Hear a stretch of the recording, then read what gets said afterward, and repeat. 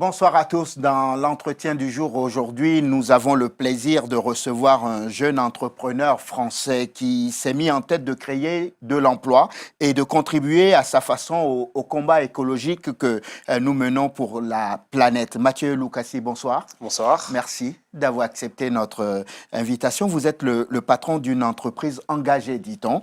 Elle s'appelle GoBuse. C'est une entreprise de recyclage de gobelets plastiques et nous en parlons donc dans un instant. En préparant cette émission, Mathieu Lucassi, je me suis rendu compte qu'à la base, vous aviez un emploi qui était salarié et que vous avez décidé de tout plaquer pour aller, pour aller créer votre entreprise. Pourquoi? Voilà, c'est exact. Bon, après, c'est peut-être un peu grand de dire tout plaquer parce que je suis assez jeune et donc ma carrière de salarié n'était qu'à son début. Oui. Mais fin 2016, je suis arrivé à un moment assez décisif où il a fallu que je choisisse entre la voie entrepreneuriale et la voie salariale. Oui. Et donc, voilà, la réflexion que j'ai menée à ce moment-là, c'est que je me suis dit, bon, bah, j'avais 25 ans. J'ai calculé un petit peu l'âge de la retraite. Je me suis dit, bon, bah écoute, tu as 25 ans, la retraite, c'est à 65 ans. Donc, à la limite, si tu crées maintenant et que tu te loupes, bah, tu as encore 30 ans derrière pour te refaire. Oui. Donc, pour moi, c'était vraiment le moment ou jamais. Et du coup, je me suis lancé sur la voie entrepreneuriale. Et on sait qu'il n'est jamais facile de se lancer dans l'entrepreneuriat, surtout quand on est jeune comme vous. Les banques ont du mal à vous suivre quand on arrive avec un projet sous les bras. Et j'ai envie de vous demander contre qui ou contre quoi vous avez dû vous battre pour pouvoir monter cette entreprise. Très honnêtement, ça a surtout été contre mes propres doutes. Oui. Et les quelques réticences que j'ai pu rencontrer, les quelques personnes réticentes que j'ai pu rencontrer, un petit peu opposées, qui se posaient la question surtout de la viabilité économique d'un projet comme celui de GoBuse. Oui. Mais après, moi, j'ai créé dans l'Essonne, donc en région parisienne, et j'ai eu la chance d'être très très bien accompagné, notamment par la communauté d'agglomération Grand Orly Seine-Bièvre ou encore la BGE, Oui. et qui m'a permis d'avoir les outils pour soulever des fonds, par exemple, et d'être bien armé pour aller présenter et défendre le dossier devant les banques, par exemple. Il y a donc des avantages à être son propre patron. Oui. Il y a aussi, je le sais, des inconvénients. Pour vous, c'est quoi les avantages et les inconvénients d'être son propre patron? On va dire que d'être son propre patron, le premier avantage, ça va être de la gestion du temps. Oui. Voilà, la gestion du temps, elle se fait vraiment à notre bon vouloir, à notre propre volonté. Mais après, contrairement à ce qu'on croit, il y a beaucoup plus de désavantages d'être son propre patron qu'être, bien sûr, salarié. Pour vous donner quelques exemples, en tant que salarié, voilà, on a un cadre, on a des tâches affectées, on n'a qu'à se préoccuper de notre tâche, de notre secteur, et puis ensuite le reste, c'est pas qu'on s'en fout, mais il y a d'autres personnes qui sont là pour les gérer. Or, quand on est entrepreneur, et surtout quand on est sur un projet start-up, voilà, on doit être au four et au moulin, on doit savoir vendre, on doit savoir marketer, on doit savoir communiquer, on doit savoir un peu tout faire. Et si on n'est pas capable d'assimiler une grosse charge de travail, ça va être vite fait compliqué. Ça se verra, quoi. Ouais, voilà, exactement. Ça va être très, très visible et on va avoir du mal à avancer. Si on ne sait pas s'organiser, c'est la même chose. Oui. Et on a beaucoup plus de comptes à rendre en tant que patron qu'en tant que salarié. Parce qu'aujourd'hui, un salarié il va rendre des comptes à son N+1, à la personne qui a la responsabilité sur lui, son supérieur hiérarchique. Mais un patron, il va rendre des comptes à son banquier, il va rendre des comptes à son comptable, il va rendre des comptes à toutes les personnes, même à ses investisseurs, à ses salariés. Donc au final, on a vite fait de se retrouver entre guillemets seul contre tous. Seul contre tous. Vous êtes donc le patron de cette entreprise qui propose de recycler des gobelets. Pourquoi des gobelets?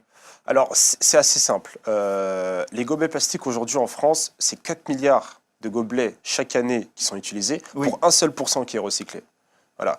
Le jour où je suis tombé sur cette stat, je me suis dit qu'il fallait faire quelque chose et qu'il était très important de cibler les gobelets qui est quand même un déchet du quotidien utilisé dans toutes les entreprises ou quasiment et très très sous-estimé. Aujourd'hui, on a de plus en plus d'entreprises qui mettent en place des choses pour les bouteilles plastiques, ce qui est une bonne chose aussi. Mais sauf que quand on regarde la part en entreprise entre l'utilisation des gobelets et Oui. l'utilisation des bouteilles plastiques, on Oui. voit que l'utilisation des gobelets explose par rapport aux bouteilles plastiques. Tiens, j'ai appris quelque chose en préparant cette émission D'accord. et grâce à vous. C'est que je me suis rendu compte que contrairement aux bouteilles et aux canettes dont vous parlez tout à l'heure, pendant longtemps en France, on ne s'est pas préoccupé du recyclage des gobelets. On les incinérait. Oui, incinérés et on les enfouissait aussi.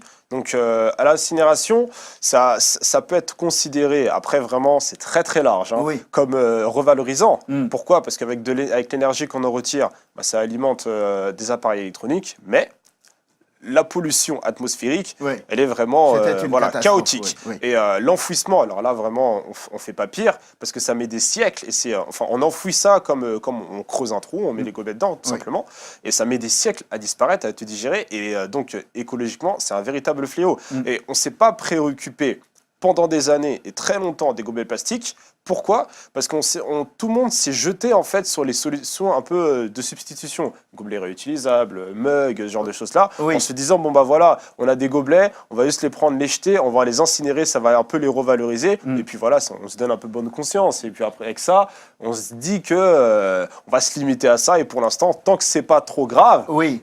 on continue. On continue. Voilà, Et là, vous vous dites, il y a de la matière. c'est ça. Est-ce que vous savez qu'en 2020, la loi française sur la transition énergétique prévoit qu'on supprime les gobelets? Oui, oui, c'est exact. Alors, ce qu'il faut savoir avec cette loi, comme toutes les lois, Oui. elle comporte plusieurs volets. Donc, quand on parle des gobelets plastiques qui vont être interdits avec ce décret, à partir du 1er janvier 2020, on parle des gobelets plastiques qui sont disponibles en grande surface. Ah, Pourquoi? Tous ceux qu'on va retrouver dans les distributeurs de boissons automatiques, que ce soit des distributeurs de boissons chaudes oui. ou des distributeurs de boissons froides, ils sont considérés comme des emballages. Pourquoi? Parce qu'ils sont servis avec du contenu, tout simplement. Oui. Donc, du coup, ces gobelets-là échappent à cette loi de transition C'est écologique. ça, c'est ça. Ils Et passent un c'est petit là peu que entre les mailles vous du vous filet. dites, j'ai un business Voilà, et j'ai de l'argent à gagner. voilà. Surtout, il y a une faille, surtout. Oui, Il y a une faille qu'il faut exploiter. exploiter dans un sens, mais surtout combler dans un autre. Pourquoi? Parce qu'en vérité, moi aujourd'hui j'ai 26 ans, les personnes qui vont vivre les fléaux ou tous les effets négatifs d'une terre polluée, Oui. bah, moi je me sens concerné.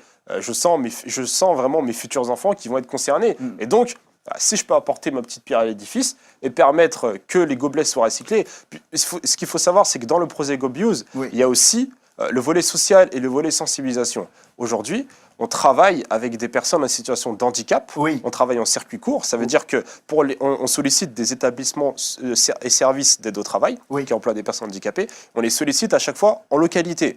Pour les clients de l'Île-de-France, on a un partenaire ESAT en Île-de-France. Pour les clients, je ne sais pas, à Lyon, à Nantes, on va avoir à chaque fois un partenaire de la région. Ce que vous êtes en train de dire, c'est un peu du chinois pour nos téléspectateurs. Il faut qu'on leur explique D'accord. rapidement. D'accord. Ce que vous proposez aujourd'hui, donc, c'est que vous ciblez différentes entreprises de différentes tailles. C'est ça. C'est ça. Et vous avez inventé quelque chose que vous appelez la gomme machine. C'est ça. Comment on peut décrire la gomme machine Voilà. déjà? Donc, la gomme machine, c'est un collecteur Voilà. qui est en carton recyclé, Exact. d'ailleurs fabriqué par des personnes en situation de handicap, et qui va nous permettre de récupérer les gobelets consommés par les personnes et les collaborateurs, tout simplement.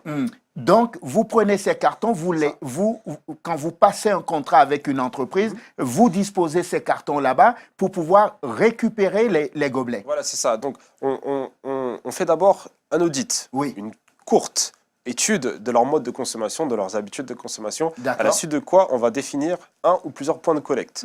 On va installer, la collecte va se dérouler, Oui, et tout est étudié pour que la collecte se déroule sur 30 jours. oui, À la suite de quoi on ramasse, on remplace par une borne vide, donc une gomme machine vide, oui. et après on transporte au centre de recyclage où la matière plastique, donc les gobelets, Ouais. va être retraitée, broyée, et ensuite transformée en granulés qui vont nous servir à fabriquer d'autres objets avec des imprimantes 3D. Avec nos plus grands collecteurs, on contient 2500 gobelets par collecteur sur D'accord. 30 jours. ce qui correspond à peu près à la consommation d'une Mais pour une quarantaine de entreprise personnes. de 200 personnes, j'imagine que comment ça se passe? Vous ne traitez pas une entreprise de 25 personnes de la même façon Oui, voilà, qu'une c'est ça. entreprise de 200 personnes. On a aussi des collecteurs qui font 640 gobelets, donc d'une taille beaucoup plus minime, et qui vont nous permettre de mieux adapter l'absorption de la consommation d'une entreprise de plus petite taille. Oui. Environ, ça commence à partir d'une entreprise de 20 personnes. Pour te donner un exemple. Donc, on va définir ensemble, après l'étude, un ou plusieurs points de collecte, à la suite de quoi, nous, on déploie nos gomme machines et la collecte se déroule. Et ce qu'il faut savoir, c'est que ce qui est intéressant vraiment pour les entreprises, qu'elles soient d'une vingtaine ou d'une centaine ou de plusieurs milliers de personnes, c'est que c'est un service clé en main. Oui, exact, c'est ça. J'allais en venir. On va récapituler parce que si nos téléspectateurs arrivent et qu'ils nous entendent, deux hommes en train de parler de gobelets, ils ne vont pas complètement comprendre. Vous êtes un jeune entrepreneur. Un matin, vous avez quitté votre emploi salarié. Vous vous êtes lancé donc dans la création d'une entreprise qui s'appelle GoBuse. Et cette entreprise a pour ambition de recycler des gobelets. Et ces gobelets-là, vous les recyclez parce que vous avez fabriquer des collecteurs que vous appelez une gomme machine, vous allez démarcher des entreprises, vous leur dites, moi je m'occupe de tout, vous comme dirait un humoriste, je s'occupe de tout, vous vous occupez de rien. Exact, c'est ça. Voilà. Vous venez, vous posez vos collecteurs pendant 30 jours, vous venez ramasser ensuite les gobelets, vous les apportez dans un centre de traitement, vous les transformez avec des personnes qui ne sont pas comme vous et moi. Exact. Des personnes en situation de handicap. C'est génial, non? Oui. Vous êtes fier? Oui, quand même. Je suis vraiment assez, et on en parlait en préambule, assez content et fier du retour positif par rapport au concept et à sa mise en place que je peux avoir au quotidien. Vous avez de la matière, j'imagine que ce sont les contrats qui vous manquent maintenant. Oui, voilà. Après, on le disait tout à l'heure, 1% recyclé, c'était vrai à l'époque où la première fois je me suis penché vraiment sur le projet, c'était en 2014. Aujourd'hui, on est en 2018, 4 ans plus tard, et la stat n'a pas bougé. On est toujours à 1% recyclé, et toujours autant, et d'ailleurs plus, de 4 milliards de gobelets usagés chaque année en France. Oui, voilà. Donc, le but, c'est le concept GoBuse a été créé pour être dupliqué partout en France. Donc, le but, c'est d'avoir des clients partout en France pour passer de 1 à 100%, sachant qu'on a aujourd'hui une ambition au niveau national en France, c'est de recycler 100% des plastiques à l'horizon 2050. Donc nous, on s'inscrit vraiment dans dans cette vision. Qu'est-ce qu'on peut faire pour vous aider? Ce sera ma dernière question.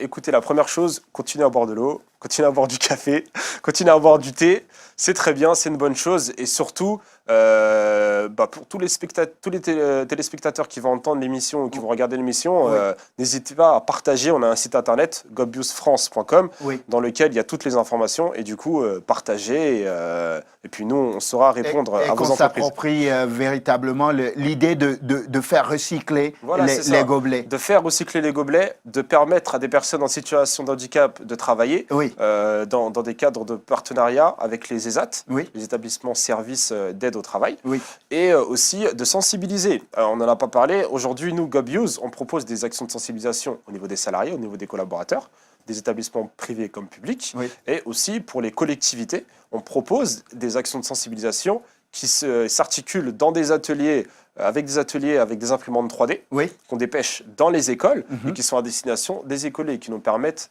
de leur faire une petite initiation aux réflexes écologiques. Vous avez oublié l'essentiel, d'aider aussi le jeune entrepreneur que vous êtes à être patron d'une grande start-up dans les années à venir. Aussi. Mathieu Lucassi, merci infiniment. Fondateur de GoBuse, une entreprise engagée, une entreprise de recyclage de gobelets. Merci infiniment d'être venu dans l'entretien du jour sur Télésud, nous parler de votre projet. Revenez nous voir quand vous aurez encore percé le plafond de verre. Avec grand plaisir. Merci à vous de nous avoir suivis. Je vous souhaite de passer une excellente suite de programmes. Évidemment, sur Télésud, on se retrouve demain pour un nouveau numéro de l'entretien du jour. Bonsoir.